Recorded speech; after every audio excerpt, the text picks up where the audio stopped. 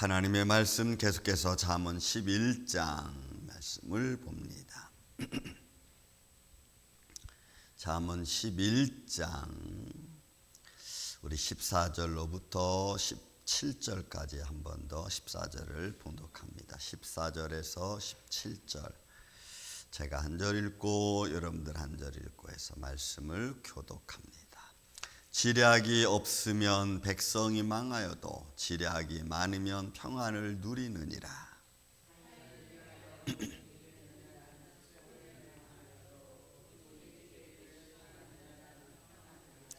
유덕한 여자는 존영을 얻고 근면한 남자는 재물을 얻느니라.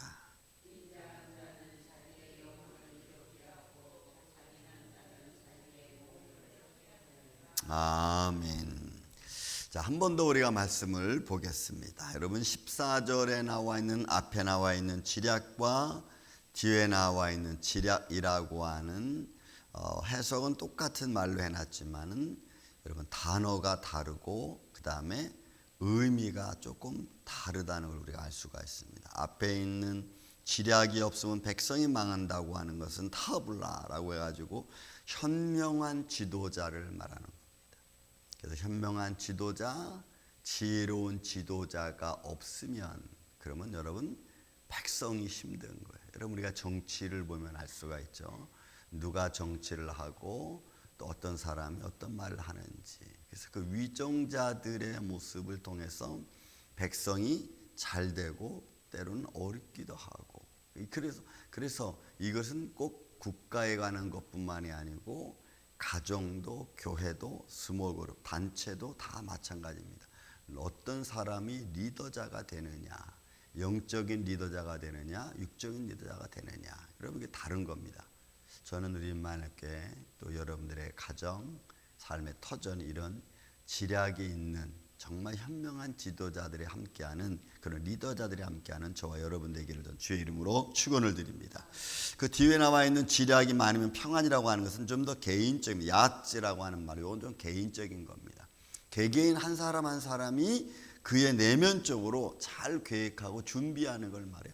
개개인 한 사람 한 사람. 그러니 개개인 한 사람 한 사람이 그런 마음을 가지고 있는 사람은 좀 덜 어려움을 겪겠죠. 왜? 지략이 있으니까, 지혜로움이 있으니까, 마음의 계획이 있으니까. 그런데 그런 게 없으면 내가 뭘 해야 될지 모르는 상황이 돼버리면 사람은 갑자기 위험에 빠질 확률이 굉장히 많습니다. 그래서 여러분 우리는 내 개인적으로도 지혜가 있어야 되고 때로는 어떤 공동체 앞에서 리더자들도 현명한 지도자가 돼야 돼요. 가정에서는 여러분들은 우리는 이제 나이가 들었으니까 현명한 믿음의 지도자가 돼야죠. 믿음의 길을 잘 갈 수 있는 길을 열어주는 겁니다. 그래서 여러분 믿음의 우리 어제 청년들에게 제가 얘기했지만 우리는 인생을 많이 오랫동안 살아왔고 또 살아왔던 삶의 룰도 있고 또 하나님 은혜도 알고 또 살아온 삶의 많은 과정들을 거쳤으니까 믿음의 지혜를 잘 이야기해 주는 게 여러분 필요합니다. 왜? 그것이 우리가 할 수 있는 유일한 길 아니겠어요? 좋은 이야기를 해주고 좋은 질문을 해서 그들로 하여금 잘된 길로 갈 수 있도록 그냥 막 구박하고 그냥 막 야단치고 이렇게 해서 말하는 게 아니고 지혜로운 말을 통해서 어린아이들도 다 할아버지 할머니 그래서 믿음의 길을 걸어갈 수 있도록 지혜롭게 말해주는 게 여러분 굉장히 필요한 겁니다. 저는 여러분들의 가정이 그런 가정이 되기를 주의 이름으로 축원을 드립니다. 그 다음에 타인을 위하여 보증해서 이건 거래하는 겁니다. 교환한다, 거래하다, 또 보증되다, 저당 잡히다, 등등 여러 말이 있지만 이것은 교환의 원리가 훨씬 많아요.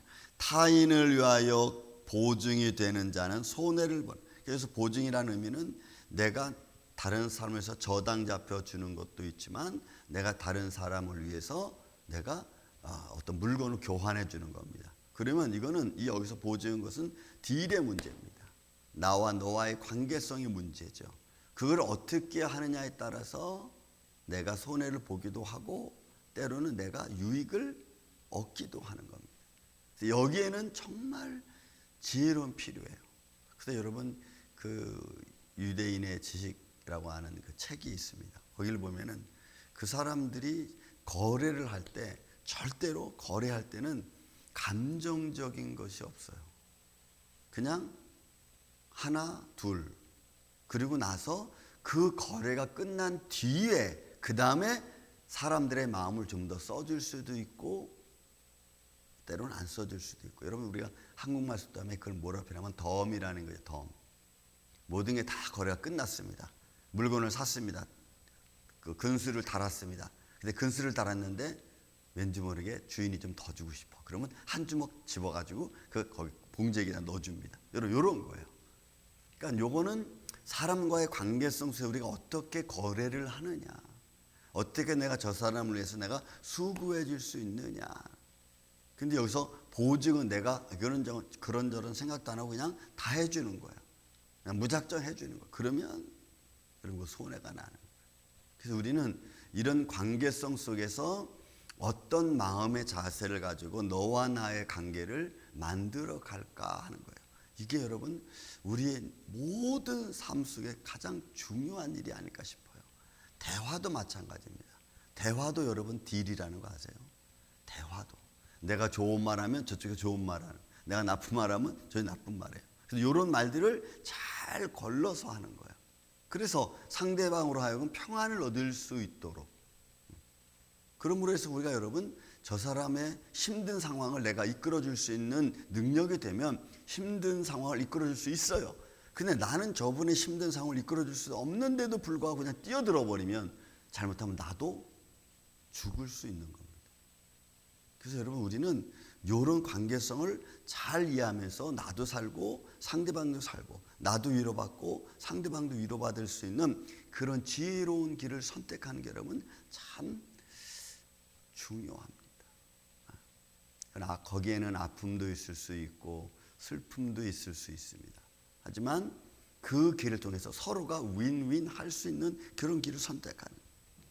여기에는 타인을 위하여 보증이 되는 자는 손해를 당하여도 보증이 되기를 싫어하는 자는 평안하게. 그래서 보증이 되지 말라 해가지고 막 너는 너 나는 나 뭐 이렇게 딱 이게 아니고 우리는 덤이라는 게 있습니다. 덤.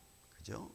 여러분들 뭘 더 줄 수 있는지, 여러분들 뭘 더해서 그를 힘든 상황에서 이끌어가게 할 수 있는지, 이 모든 것들이. 그래서 이런 상황들을 우리가 지혜와 믿음으로 잘 관리하는 것. 여러분 저는 이런 좀 지혜로움이 필요한 오늘날 이 세상이 아닌가 싶습니다.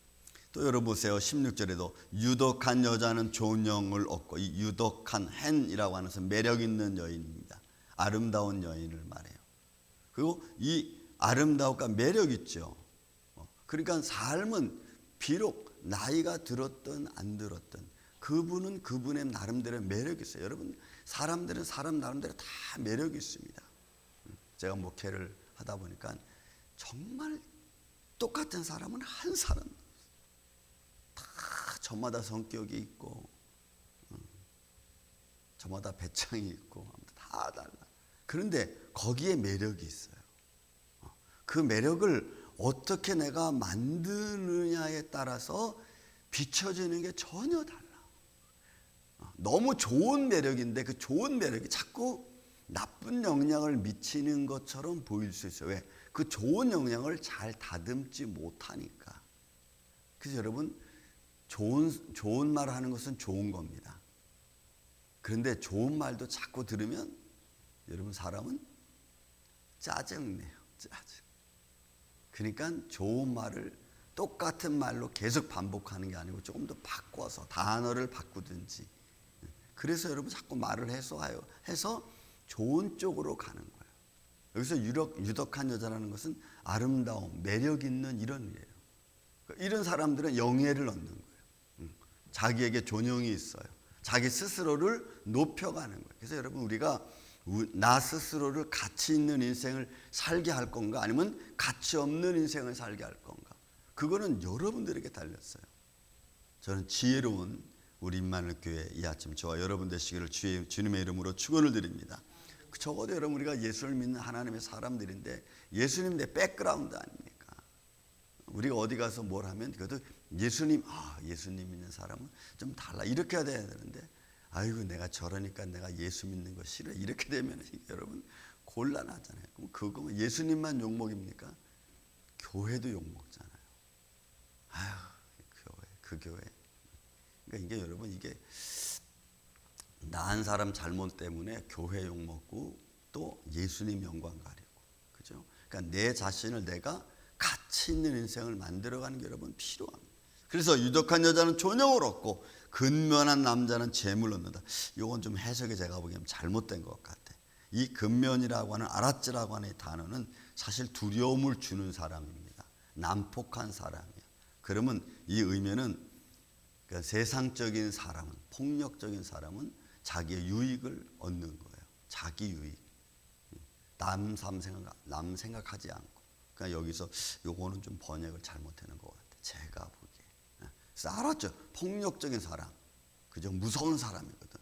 이런 사람들 앞에는 재물을 얻는다. 그래서 이 재물은 물질적인 것만 말하는 게 여러분 아닙니다. 자기의 유익을 취하는 걸 말해요. 그러니까 폭력적인 사람은 그 폭력을 통해서 자기의 유익을 취하는 거예요. 유덕한 여자는 존영을 얻지만 폭력적인 사람은 자기로 하여금 자기 유익을 얻는 거예요. 그러니까 여러분 이거는 세상에서 얼마나 이런 사람들이 많습니까? 10절에는 인자한 자는 자기의 영혼을 이롭게 하고, 인자는 헤세드, 은혜요, 친절입니다. 친절을 베푸는 자는 자기에게 어떻게 자기 영혼에게 자기 마음을 평안하게 해주는, 여러분 친절을 베푸는 자. 그 친절을 나를 위해서 베풀기 아니라 남을 위해서 베푸는 것도 있죠. 그래서 그런 믿음의 마음을 갖고 도우려고 하는 마음을 갖는 그런 마음을 말하는. 그 다음에 악인의 삭은 잔인한 자. 이 잔인하다는 것은 아주 그 자신의 어떤 목적을 위해서 행동하는 사람입니다. 이런 사람도 무서운 거예요. 꼭 사람을 죽여야지만 해코지야 무서운 게 아니라 자신의 유익을 위해서라면 모든 걸 다 수단과 방법을 가리지 않고 이용하는 거예요. 이거 무서운 사람이죠. 이 잔인한 사람, 이 사람은. 그래서 이 사람은 잔인한 자는 자기의 몸에 해롭게 되는 거예요. 자기 유익이 되지 않아. 여러분 우리가 인생을 살아가면서 그죠? 어떤 나의 목적을 위해서는 수단과 방법을 가리지 않고 모든 걸 이용해 버린다면 그러면 모든 사람들은 다 내 유익을 위해서 존재하는 것밖에 되지 않아. 지금 세상은 그렇게 흘러가고 있습니다.